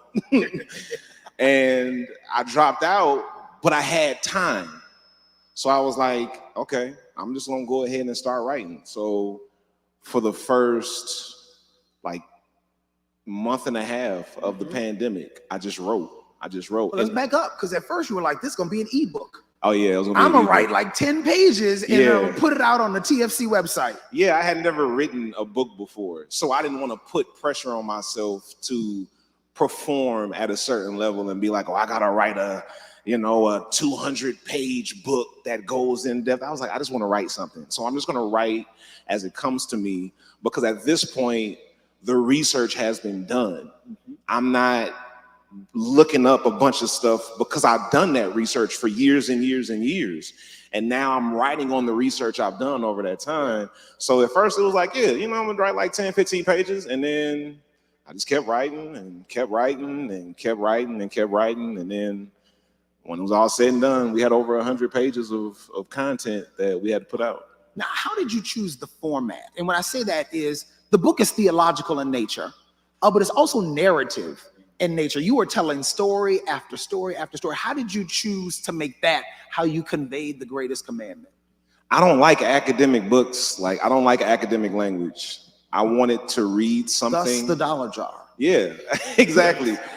I wanted to write something I would enjoy reading.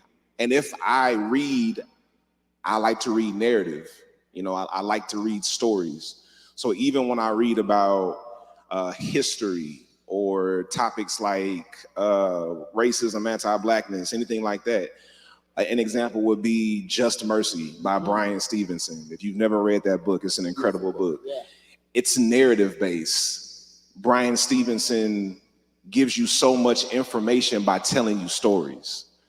And that's how I wanted my book to flow. So I based the stories in my book off of interactions that I had with real people. Like, you know, the Facebook debate, that chapter in the book, that really happened. I didn't make that up. Like, I have the whole manuscript of that exchange because that happened in real life. And I just wanted to teach through the stories, which is like what I'm doing right now in the Holy Smokes Facebook group, introducing this Theology 101. Where I have an interaction with somebody in the comments and I can use that person's comment as an example of how theology functions. Like, so I'm using stories to teach lessons, and that's how I wanted the book to flow. Using stories to teach lessons. Let me push forward and say, you know, so Callie told us hers took about 1.5 years. Mel, you said how long, Mel? 9 months. How long did it take you to write Breaking All the Rules? What was it, like 3.5 weeks? Yeah. 3.5 weeks. Yeah, I have been holding it for I have been holding that. It's like the dam broke. Yeah, and I'm a recovering workaholic, right? So I didn't have the bandwidth to fit writing in. Even though I had that much I had to get out, it was like, I don't have time to do that right now. I got to be working towards something. I've dealt with a lot of financial insecurity ever since I moved to Atlanta. So that's always been like on my shoulders, just like trying to navigate that financial insecurity. So I wasn't going to be able to stop pursuing security to write because I didn't see a path for myself as an author. I just knew I needed to write. You just had to get it done. I just had to get it done. Yeah. So when the pandemic hit and I couldn't work because none of my clients were buying clothes, I was like, all right, I'm gonna write now. There was a point where you were writing a chapter a day, right? Where, and y'all, this is a true story. My office used to be 3 blocks from Smith's office. And he would call me at 5:30 and say, hey, Doc, come on over. I want you to read something. And it would be another chapter of Breaking All the Rules. And we sit there, we smoke cigars, have some bourbon, and we talk about the chapter that you wrote. So tell me about the writing process, then the editing process. The writing process was really simple. Like, my book was birthed out of years of research and seminary and beyond. So I just wrote as it came to me because it was already in me. And I'm a practitioner of Greatest Commandment theology. So it's not just something I researched, it's I put it into practice in ministry, right? That's the basis for why we're here. Like, I decided when I do ministry, I want to ground it in this. And whatever we can build off of this, we'll build that. And if we can't build it using this, then we won't build it. So I knew I just wanted to write and get it out. So I didn't have a process. Like, what do I feel passionate about writing about today? And you just wrote it. And then I would just write and write and write. And every now and then I would stop to confirm something like, where did I hear that from? Or who said that? Like, who do I cite here? Or I would say, okay, here's a portion in the book where this particular topic requires more in-depth insight, but that's not my work to do. So who's an author that I've read that I can point people to and say, to get more information on that, go to this person. Right. So that's how that writing piece kind of. Now talk to me about editing. How did you edit? How did you refine what you had written? Grayson Hester was my editor on the first book. Grayson is a stickler for language. My gosh, is he? Yeah, a stickler for language. So he he sent back that first draft. It was marked up so bad. I was Covered like, in red, right?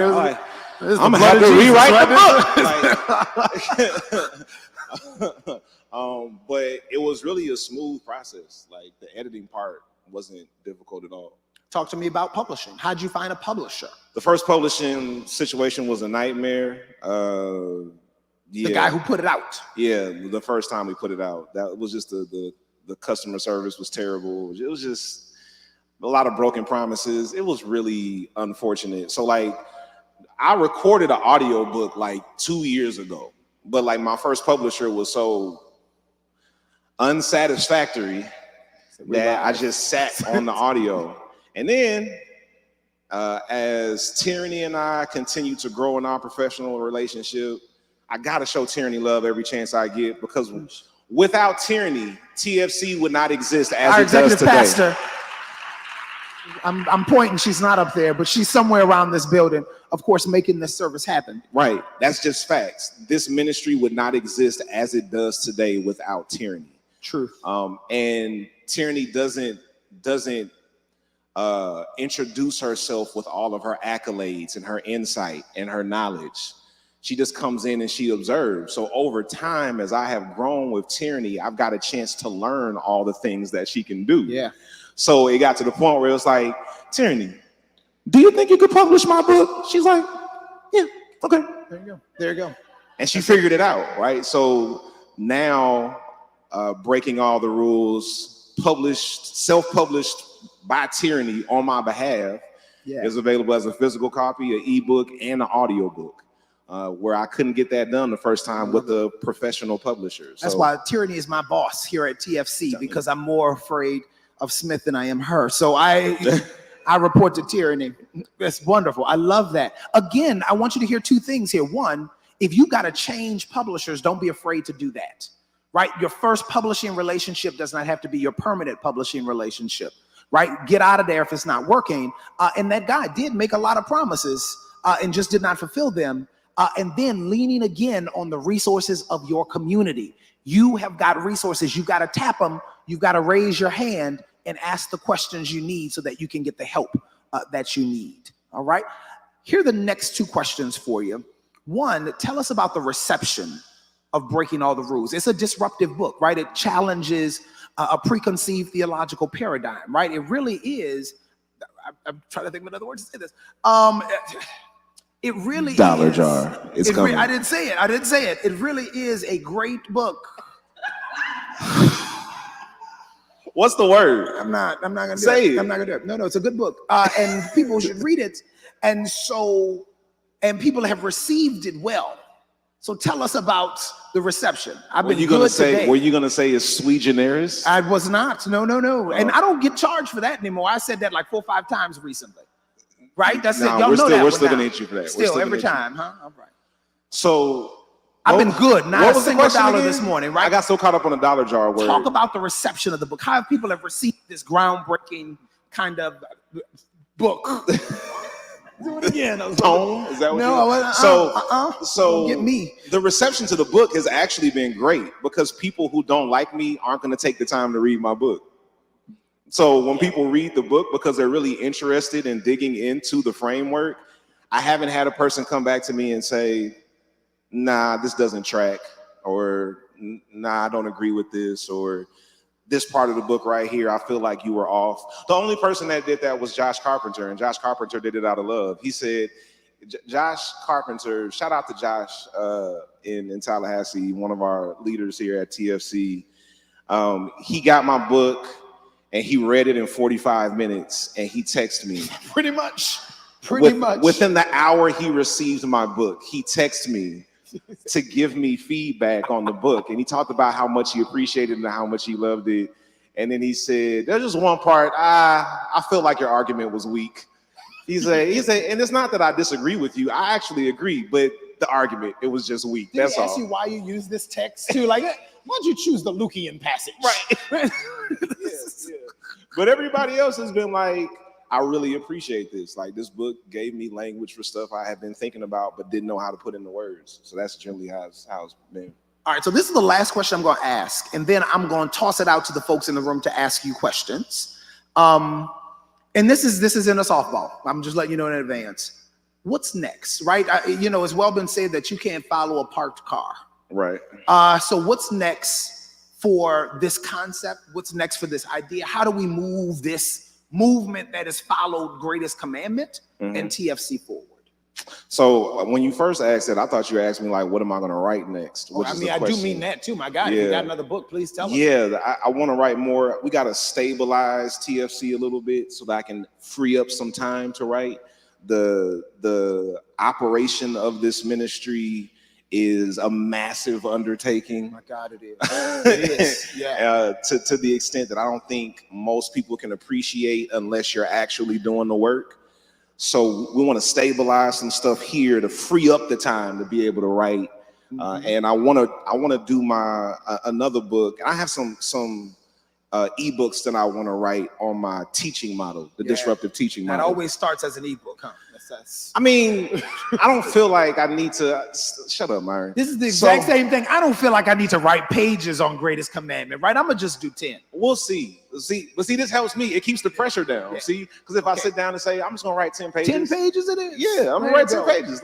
Why are you doing this right now? Why are you humiliating me in front of everyone? I'm humiliating you, my God. If you can't handle this, how can you run with the footman if you can't run with the horseman? I mean, or the horseman if you can't run with the footman, man. I'm easy. So yeah, I want to write some on the teaching model that we use here because of how impactful it is. And then I also want to write a follow-up to Greatest Commandment Theology, like a second edition where I enhance some of what I wrote. And my next concept that I want to write about is going to be about the influence of culture on our faith. Because I feel like culture is something that just sits underneath the surface because you just kind of live it, you just kind of breathe it, and you don't realize how it's impacting almost every aspect of your life. Yeah, there are two canons, right? There's the actual physical text, and then there's the canon of culture. Absolutely. Right? Cultural canon. That tells you how to interpret the text. Yeah. Right? And sometimes there's stuff in your cultural canon that's not in the textual canon. Exactly. Yeah. Exactly. I had a conversation with a guy the other day, and he said, I don't do the 7 deadly sins. And I said, oh, that's great. Don't do them. Don't do them. Where you get those from? And he's like, they're in the Bible, man. They're in the Bible. And I said, oh, show me that. I don't know about these 7 deadly sins in the Bible. Show them to me. And he went to Googling, and then he found out it's not in the Bible. Right. It doesn't exist. Y'all, I hope I didn't destroy your framework. There's no such thing as 7 deadly sins in the Bible. It's cultural. That was written by Thomas Aquinas. Right. And that was brought into the church as a part of the cultural canon, not the physical canon. Right. And so sometimes we confuse the two. So yeah, that's an interesting concept, y'all. Yeah. And as a child of the Black church, going to seminary in a space that wasn't rooted in my tradition, I realized how different our tradition is culturally from pretty much anything around us. Like our tradition is so unique. And I was like, oh, like we talked about how generally speaking, Black church folk and white church folk deconstruct differently because of how differently we engage our faith culturally. Yeah. Even though we have the same theology. I tell people all the time, I grew up in the National Baptist Convention, which is basically the Black version of Southern Baptist, just less overt anti-Blackness. That's the only difference. Yeah. That's the only difference. Women can't preach. Q+ people are not accepted. They're not affirmed. The theology is the exact same minus the overt anti-Blackness. Yes. So we're the same theologically, but culturally, we're worlds apart. And I think we need to spend some time reflecting on how that culture impacts even the decisions we make in our day-to-day lives. Oh, that's good. That's good. All right, so we're gonna pause there. Folks, so what questions do you have for Christian Smith about breaking all the rules? Now, one question I had, you talked about republishing. Your first book, you went through a regular publisher. Second book was through Amazon. Or where's T? What did we use to publish? What service did you use to publish Breaking All the Rules? Publish Drive. Okay. So I guess my question was, if you have a book already published and you want to update it to republish it, it's a lot to do. And nah, like scream that out, Tyranny.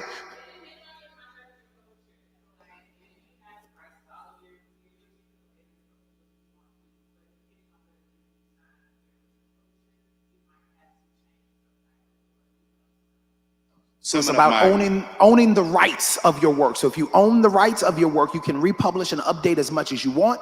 If your original publisher owns it, you may have to change something so that you own the rest of it, so that then you can update and publish your work with a new publisher. I'm saying that again for the folks on the stream. So you got to read your contracts. Read your contracts, God, please. You got to make sure when you read the contract with the publisher that you own the rights to the content, even after they publish it. You're gonna be the TLC of publishing. Please read your contract. Because if I didn't have that stipulation in my contract with my first publisher, I'd have been stuck. Jesus, leave you chasing waterfalls. Who's next?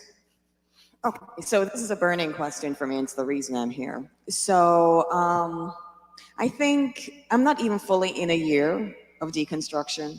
I would say 8 months. How did you deal with the backlash? Like, those who might say, oh, you're like jerk chicken in outer space, like you're crazy. How did you deal with that backlash? I'm going to talk about that from the perspective of my relationship with my body,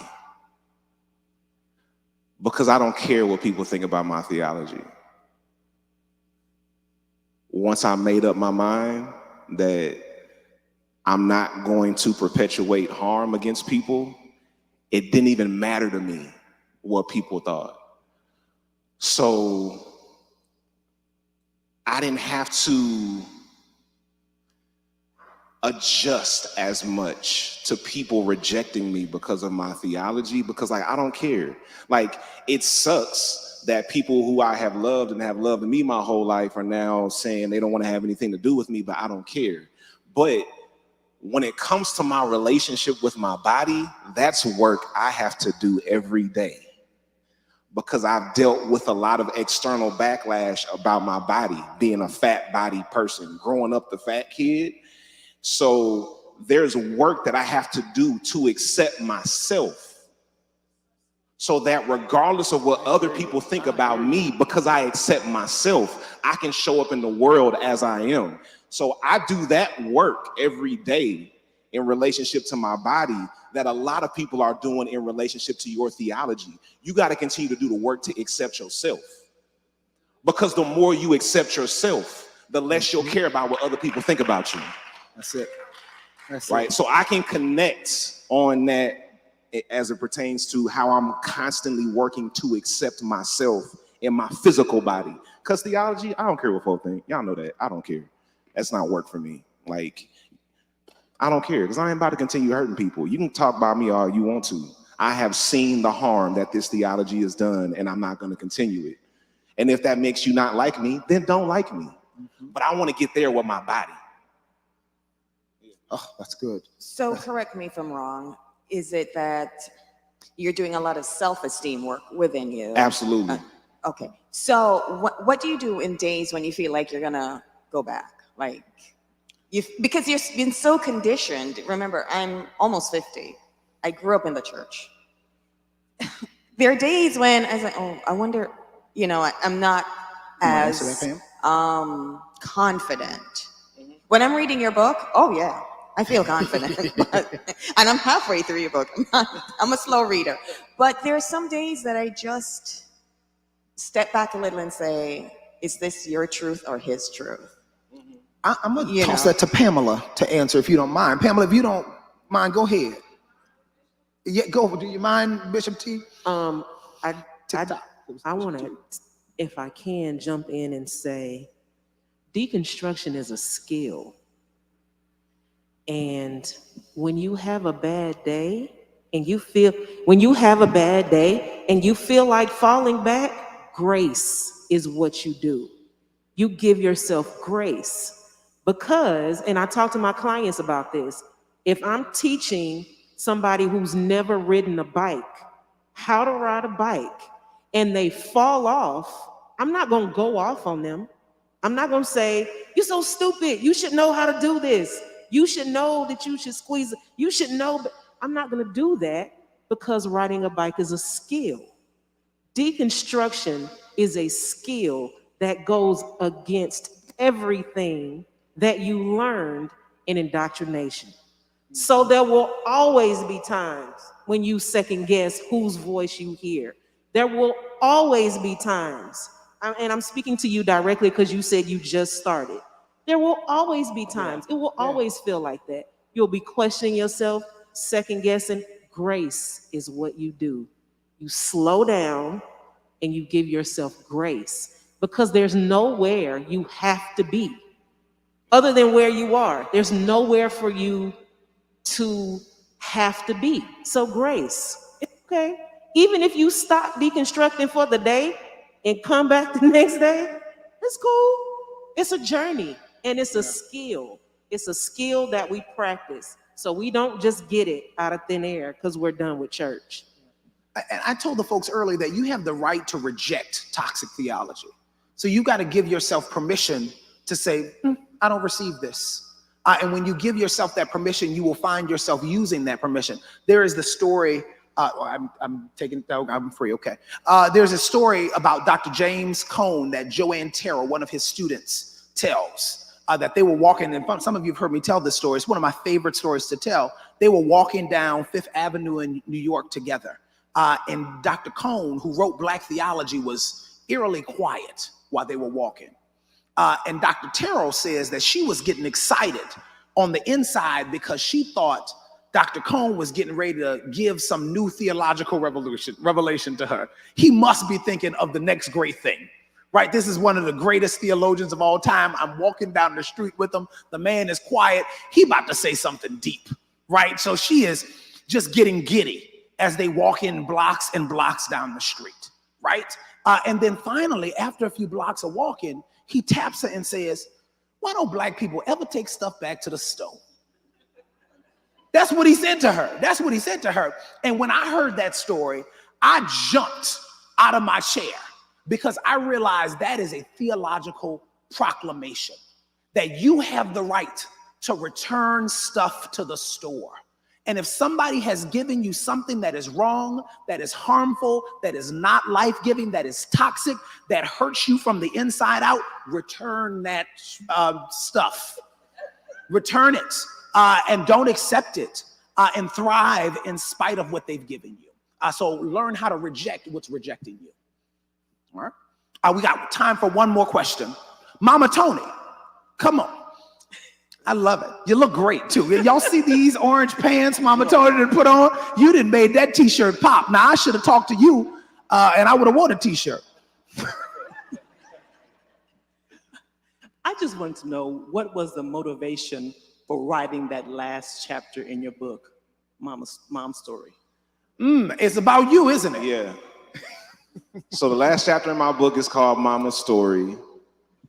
And I wrote it because I wanted to tell people how difficult it would be to go through this. Yeah. My mom was my first practice in pastoring, because when we had the small group, Mom would be so troubled by these questions that we were asking. My mom she's a baby boomer. She was raised in the South. She went to a school full of preachers. She went to seminary at a Southern Baptist seminary. So she was theologically trained, but in a particular tradition. So she comes into this space and we're asking questions that her theological training did not prepare her for. And it was heavy. It was a lot. And I was like, this is what people's experience is gonna be like. This is how this is gonna land on a lot of people. And I want them to see if my mother, who engaged this process as she was approaching 60 years of age, could come through this journey and continue to grow and continue to evolve and not get stuck. If she could be in the system for 60 years and work through it, the 25, 30, 40 years that you've been in, you can do it. You can do it because she did it and she's doing it. She's still doing it. So that's why I wanted to write that chapter. I needed people to see this can be done And it's not just about me and my theological education. It's about somebody going through the journey in real time, not in a seminary setting, but just in a small community where we engage in these conversations on a regular basis. Thank you, Smith, for chatting with me a little bit. Give it up for Christian Smith. So folks, what did you think about our authors forum? Was that all right? Should we do that again? Was that a good addition? I appreciate your participation. I appreciate your attention. Y'all are a great group to talk to.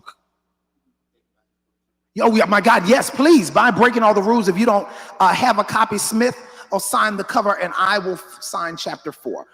It is a fantastic book. It is a fantastic book. I probably read I read the Bible a lot, but then I've read his book more than any other book because we teach from it. So I gotta keep on reading to make sure I know what's in it. So there we go, folks. It is a fantastic book. Please buy it. It's over in the lobby. If you don't already have a copy, Smith, you will sign books today. Christian Smith, you gonna sign some books today? All right. Callie, will you sign some books today? All right, Mel, when you come in, will you sign a book for them when they get it?